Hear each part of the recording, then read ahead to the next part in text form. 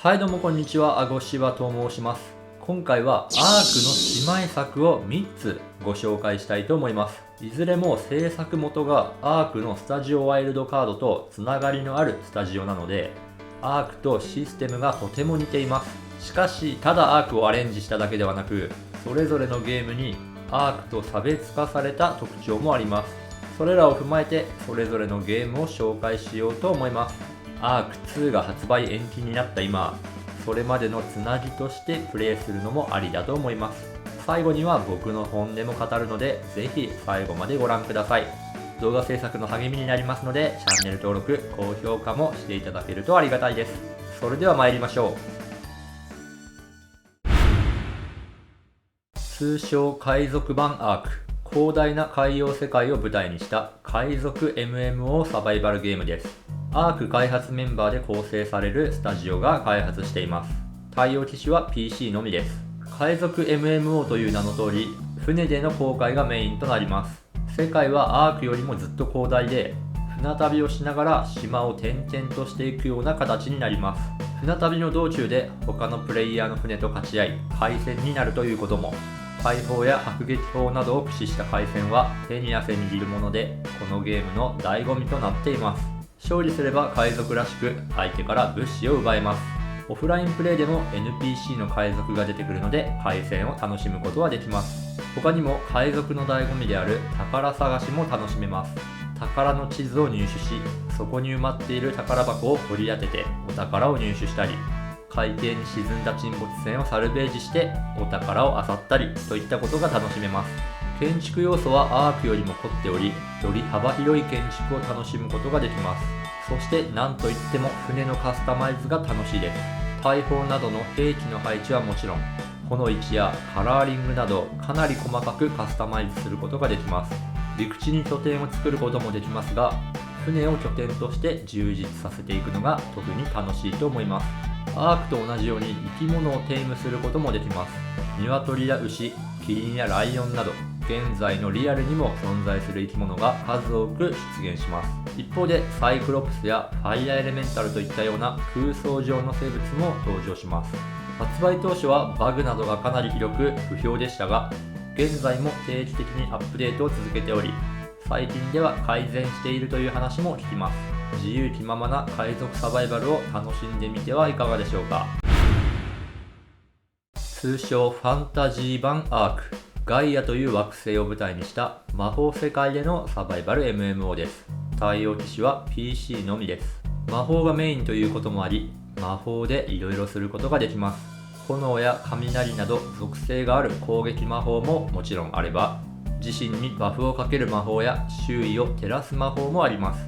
さらにはウルフやユニコーンに変身できる魔法もあったりと、魔法でいろいろできるのが楽しいです。アークと違ってスキルポイントによってキャラクターが成長するシステムとなっており、成長するとできることが増えていきます。プレイヤー自身が剣や魔法を使って強くなれるというのも特徴的です。ゲーム内に登場する英雄の力を借りて一時的に強力な能力が使えたりなんかもします。またマップ内には街があり NPC が存在しています。お金を貯めて NPC からアイテムやペットを購入できるというのも魅力的ですね。建築要素ももちろんあり、ファンタジーな世界観に合った建築ができます。建材の形状がアークよりも充実しているので、工夫次第で凝った建築をすることもできるでしょう。生物のテームももちろんできます。生物もファンタジーなものが多く、見た目もかっこいいです。ケンタウロスやゴブリン、死神など数多くの生物が登場します。中には真珠に進化するペットもいるとか。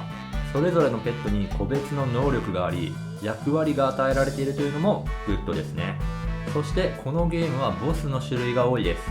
マップの中に祭壇があり、そこに供物を捧げることでボスを召喚できます。ボスとの戦闘はなかなか緊張感があり楽しいです。それらの制覇を目標にプレイするといいかもしれないですね。というふうにかなりポテンシャルの高いゲームではあるんですが、今現在更新が止まっているというのが残念ですね。世界観も良く、美しい世界でのサバイバル体験は唯一無二なので、気になる人はぜひ手に取ってみてほしいと思います。通称マイクラ風アーク。アークの世界をマイクラのようなブロックの世界にした作品です。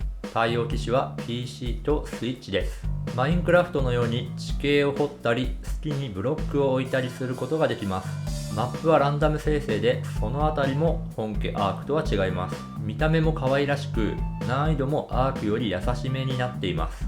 生物のテイムもしやすいし、アークのように一部の生物に壊滅させられるということも少ないです。地形をいじれるということで、拠点製作やトラップのバリエーションは工夫次第でいろいろなものが作れると思います。地中を掘っていくこともできるので、男のロマンである地下拠点を作れたりもします。ただ、このゲームは地中にもバイオームが広がっているので、敵対生物には気をつける必要がありますが、地中以外にも様々な変化に富んだバイオームが存在します。また、そこに生息する生物もバリエーション豊かです。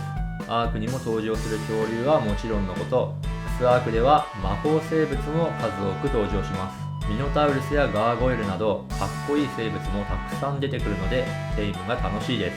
建築に関してもアークより幅広い建築が可能になっています。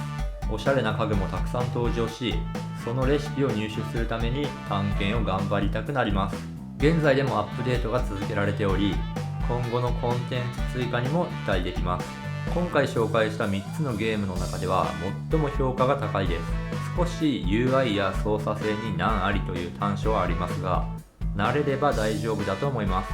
本家アークのような痛々しい血の表現などもありません。本家アークは少し難しいというお子さんにもおすすめできます。というわけでいかがでしたでしょうか。アークの姉妹作3作品の紹介でした。いずれの作品もシステムはほぼアークと同じと言っても過言ではないので、アークを遊んだことがある人ならすんなり入っていけるでしょう。最後に僕の本音を述べたいと思います。今回紹介した3つの作品はいずれもアークとは差別化されており、また少し違う楽しみ方ができるというのは確かです。しかし間違いなくアークが一番面白いし、コンテンツも充実しています。今回3つの作品のいい点を重点的に紹介しましたが、悪い点も結構あります。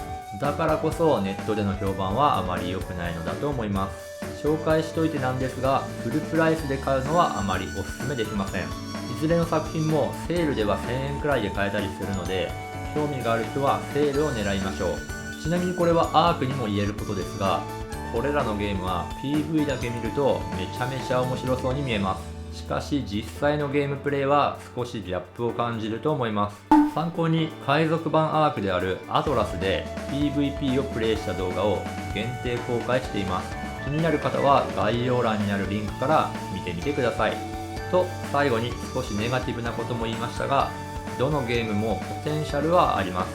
悪い評価は発売当初のものが多く、現在では改善している部分もあります。